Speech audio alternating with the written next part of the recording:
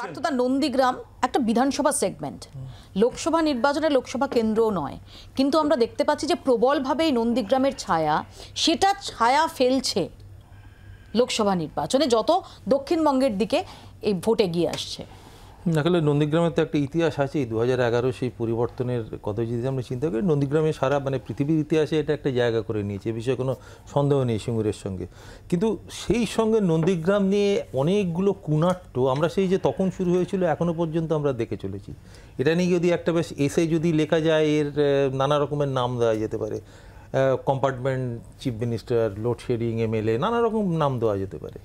তো এই যে কুনাট্য, যেমন কিছুক্ষণ আগে একটা অদ্ভুত কথা বললো শঙ্কু, যে আমরা 77টা জিতেছি, আরও 30-40টা জিতে আমরা ক্ষমতায় আসতে পারতাম। তো 30-40টা জিতলে 117 থেকে 127 হয়। আরে ভাই, ক্ষমতায় আসা যায় না।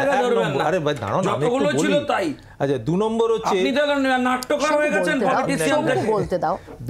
2 নম্বর হচ্ছে কিষাণু কিছুক্ষণ আগে বললো যে এখন তো বিজেপির পুলিশ, রাজ্যের পুলিশ এখন বিজেপির পুলিশ। হ্যাঁ ঠিকই তো, বিজেপির পুলিশ যেমন না, তাদের বিজেপি যেটা বলছে যে রাজ্যের পুলিশের দোষ। আবার টিএমসি একই কথা বলে যে এখন ইলেকশন, যেহেতু এখন ইলেকশন চলছে, ইলেকশন কমিশনের দায়িত্ব, অতএব যা কিছু হচ্ছে ওই ইলেকশন কমিশনের দায়িত্ব।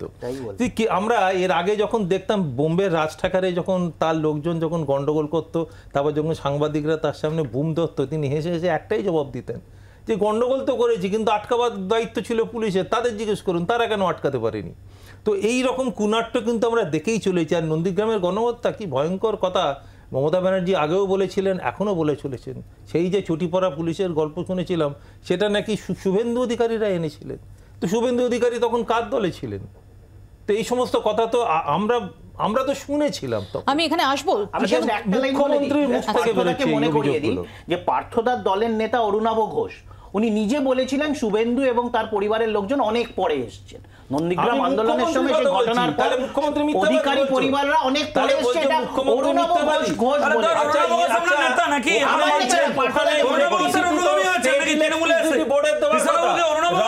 বিদ্যুৎ পর্ষদের দেবার কথা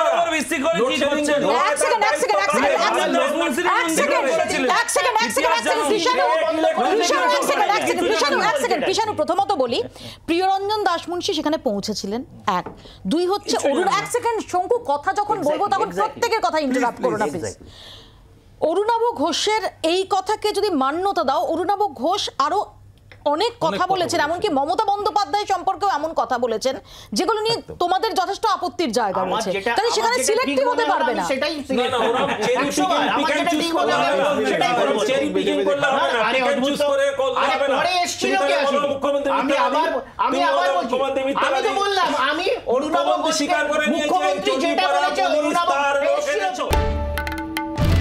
বাংলার আওয়াজ, বাঙালির আবেগ, জি 24 ঘন্টা।